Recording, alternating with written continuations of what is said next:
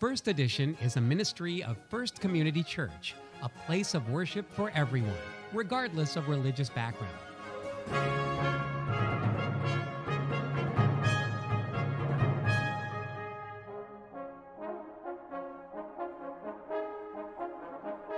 Join us to enhance your spiritual journey and share in God's love and grace. And now, First Edition. Good morning, and welcome to First Edition, the television ministry of First Community Church. My name is Glenn Miles. I'm the senior minister here in this congregation, and I'm thrilled that you've joined us for this time of worship. My sermon today comes from a story of Jesus' visit to his friend's home. The friends there are Mary, Martha, and Lazarus. A beautiful meal has been prepared, and then in the middle of the meal, something amazing happens. Something extravagant is given. It's a gift to Jesus presented by Mary of a very expensive perfume. There are many, many ways to look at this story, but in the sermon today, I'm going to look at what it says to us about how we can honor the past, pay attention to the present, and look forward to the future. I'm looking forward to sharing this sermon with you and to being in worship. I want you to know that at First Community, we welcome and accept you no matter where you're from or where you may be going. No matter where you are on faith's journey, you are always loved and accepted here. Let's now spend some time together in worship.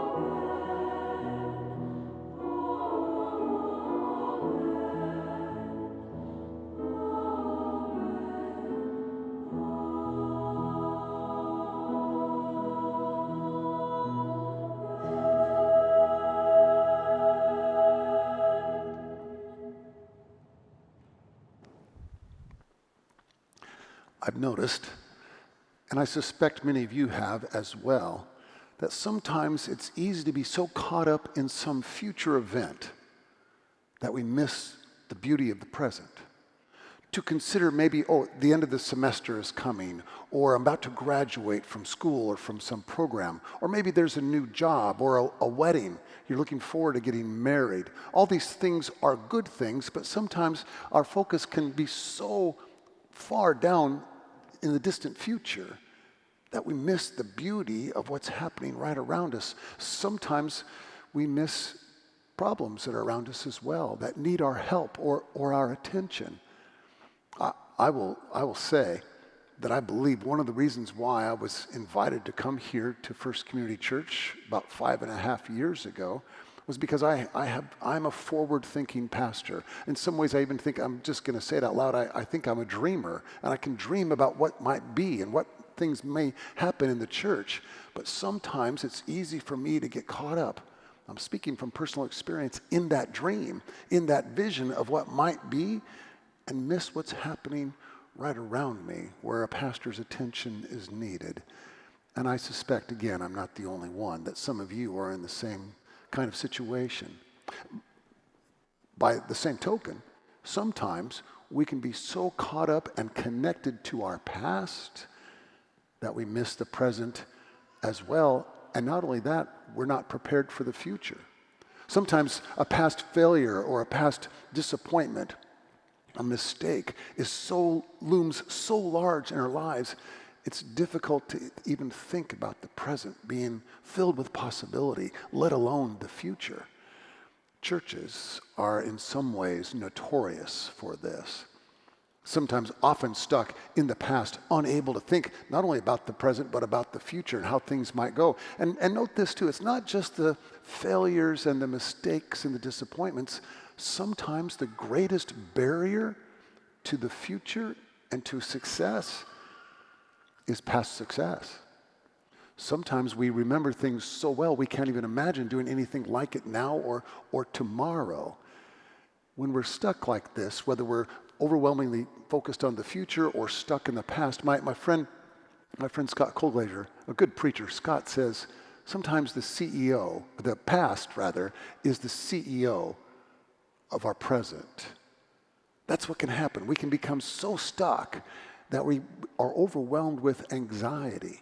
And anxious systems, according to Peter Steinke, who's a very good church consultant, anxious systems have the inability to look beyond, to dream about, to carefully evaluate.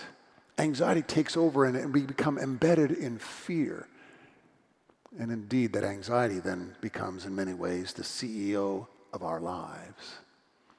The story we just heard a moment ago is a story that shows us how we can both honor, remember, and recognize the past while also preparing for whatever may come in the future, even if the future is going to be a difficult road and a difficult pathway to follow. This story shows us how we can do both and, not either or. It's an amazing tale of an extravagant gift, an unexpected love.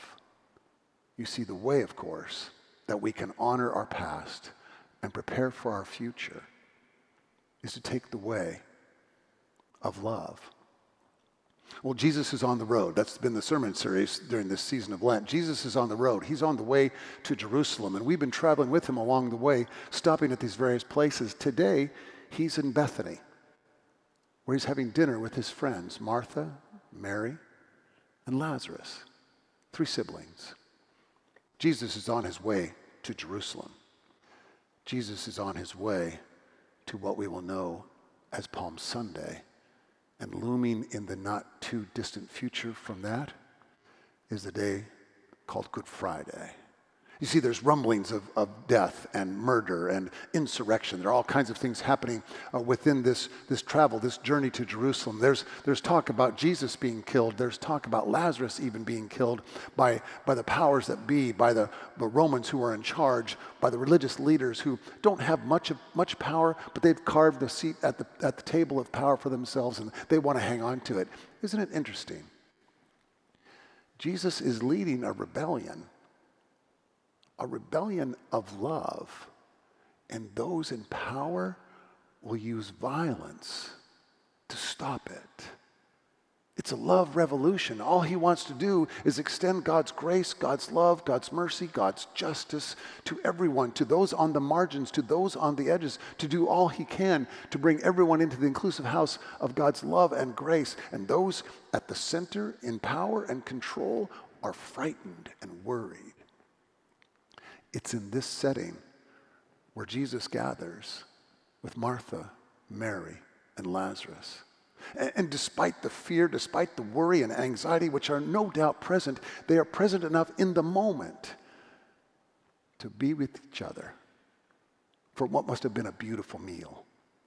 Martha is the one who serves it. Martha kind of plays that role in their family. She's the one who's in the kitchen preparing. She's the one who makes sure the food matches the wine. She's the one who sets the table, who does all the work to make sure everything is ready to go. And John describes her as a servant. The word in Greek is diakonos. It means deacon in English. This is just an aside here, but I wanted to point this out. She was a deacon. Deacons in the church, in the early church, were leaders. And they were women oftentimes as they were men. It took the church 1,900 years to figure out that it's okay for women to be leaders in the church. And there's still churches today around the world, not just the United States, but around the world, that will not let women be in leadership. They will treat women as though they are somehow second-class citizens in the church. If you'd like to win some bets, bet with your friends who think that way, that indeed the first deacon in the church was a woman named Martha. The very first one. And if they disagree, you can give them my cell number.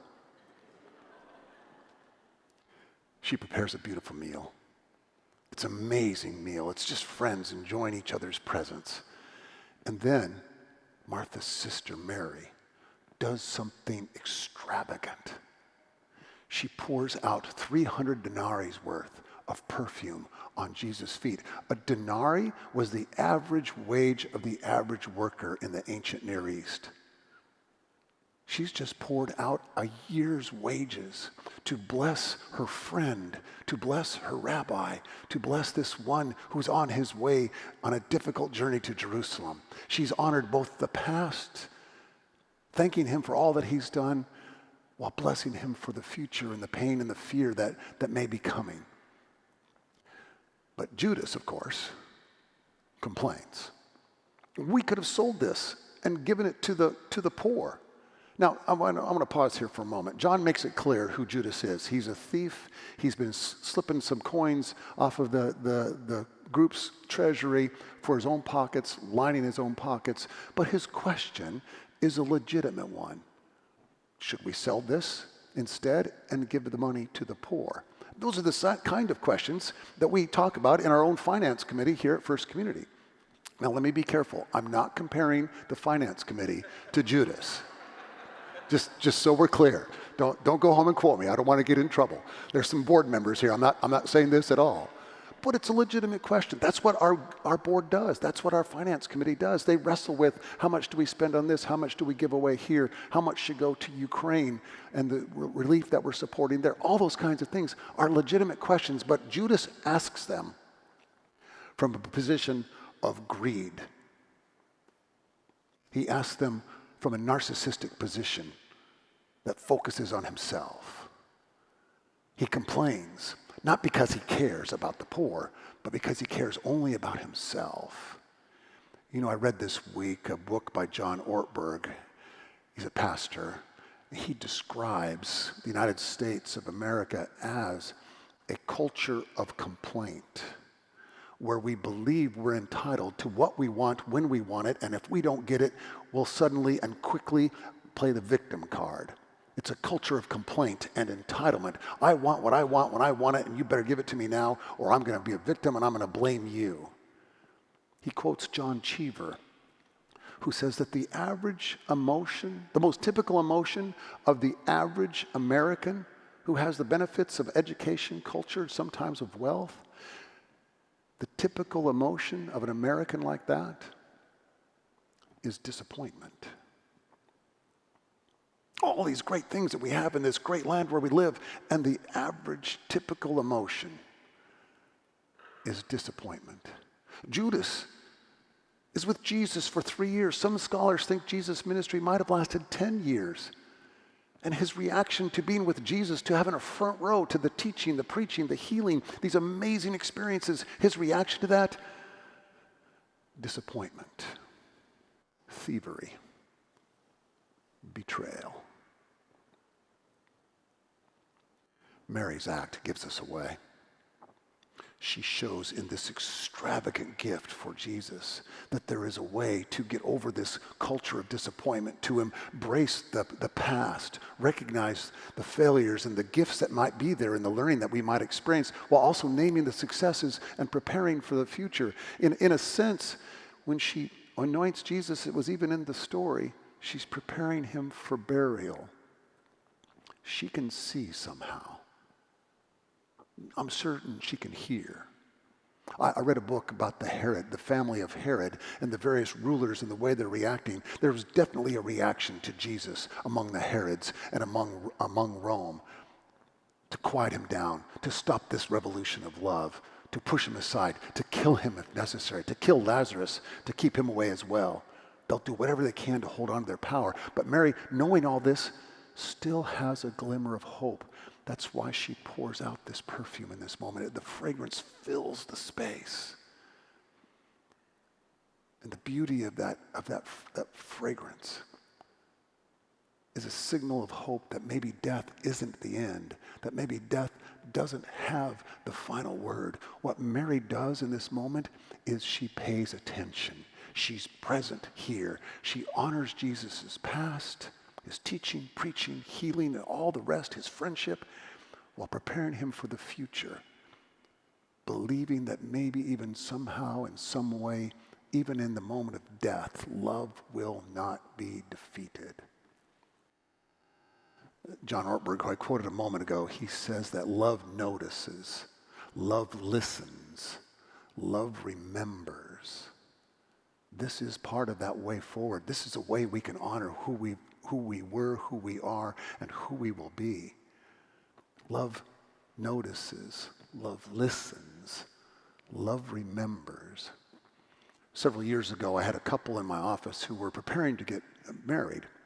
This was part of the premarital counseling program that we do. It's called Prepare Enrich. It's 165 questions in an inventory that name areas of strength and areas of growth. It's one of the most valuable tools I've ever seen. I've been trained in it now for about 25 years. It's a great way for a couple, as they're beginning their married lives together, to see what strengths they have with each other and what areas maybe they need to grow in a little bit.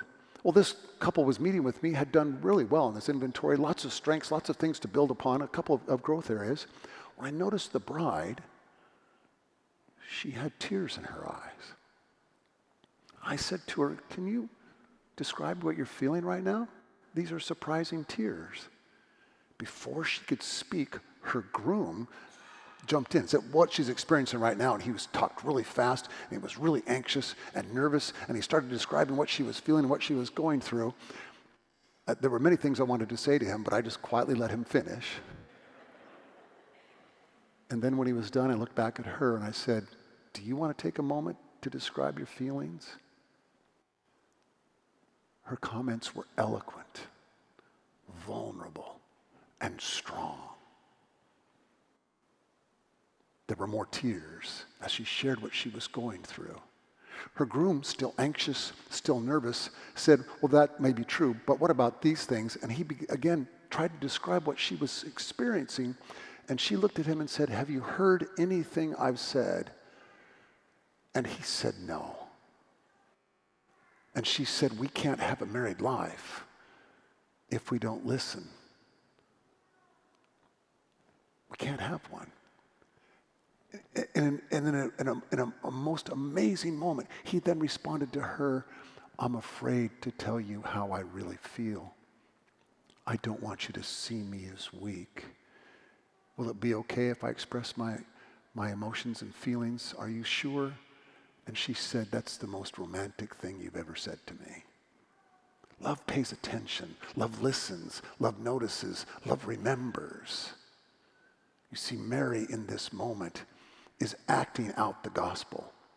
She's saying for us in this act that our actions and our words matter. The way we treat each other matters. The way we speak to each other matters. We can create room for grace, or we can create a tiny space for fear and feel ourselves constricted and held down, anxious and overwhelmed. We can allow ourselves to be filled with opportunities and dreams, or we can shut things down, push them aside. What Mary is demonstrating in this extravagant act is her love for her friend, her deep and abiding love for her friend. You know, this story is told in Matthew and Mark and in Luke. And all of them are different from John, very different. And none of them name the woman. and they happen at different places. John's story is the only one who names the woman. She's Mary. She's the dear friend of Jesus. She and Martha and Lazarus are his perhaps closest friends. With them, he can just be Jesus. He's not the Messiah, the rabbi, the great teacher or preacher. He's just their friend. And maybe it's the most blessed thing that could have happened to him before the week that is about to come. Because our actions matter. Do you know there was a study done at a college with a group of students? There was a professor who was sort of notorious for not being a great teacher. He was a fine professor and a fine person, but he was really not a great teacher. And so they secretly met with the students and said, we're going to try an experiment.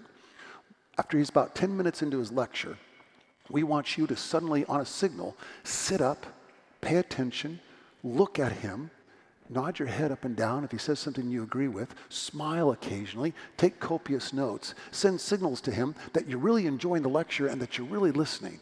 And so it happened. Class came, the professor started, he's in a monotone. In today's lecture, we're going to review a variety of, and just the normal thing. Then a signal is given, and all the kids, all of a sudden, there's like 30, 40 college students. They lean forward. They're listening. They're smiling. They're nodding their heads up and down. And the professor is kind of like, hey, this is going pretty well.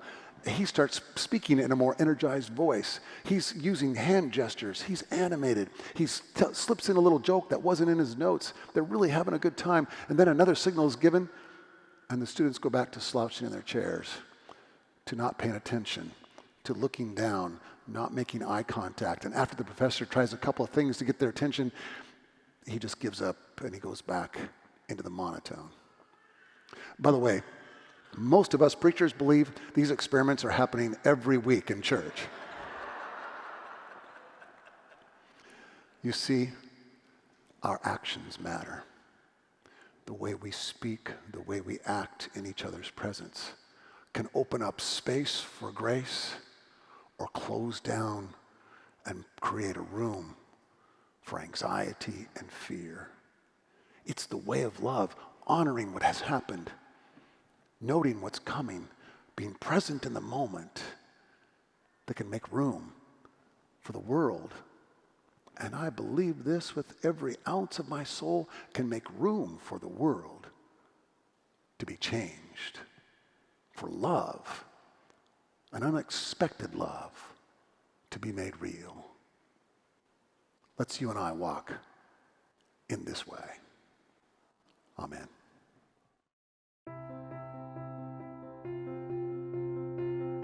The celebration of Easter at First Community Church is a reminder of love's great victory over death, of the amazing news, the shockingly good news of how death cannot hold us down, of Jesus' new life given not only to him, but to the entire world.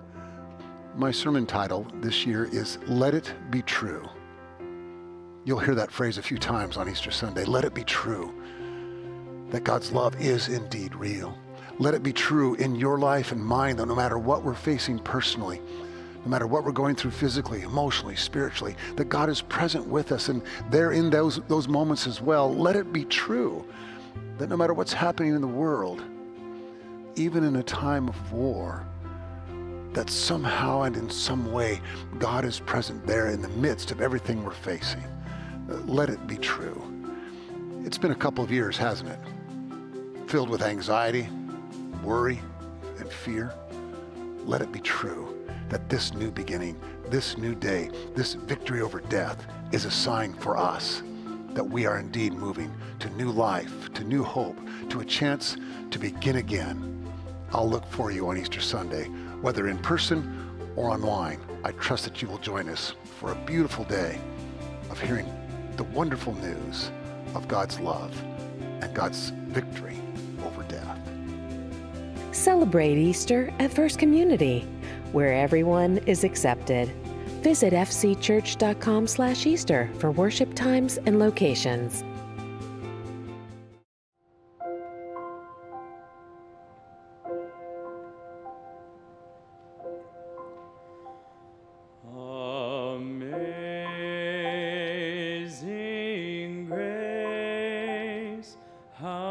sweet the sound that saved a wretch like me. I once was lost, but now am found, was blind, but now I see.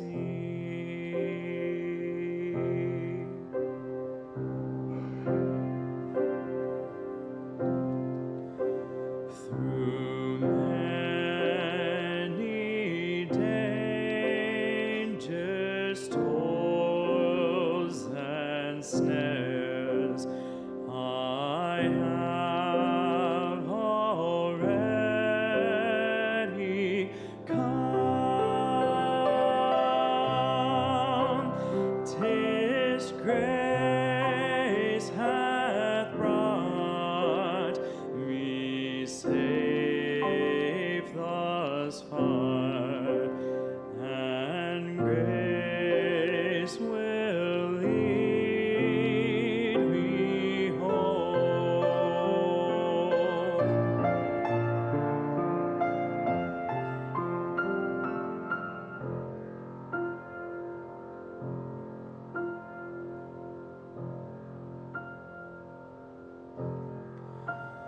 When we've been dead 10,000 years, bright shining as the sun, we've no less day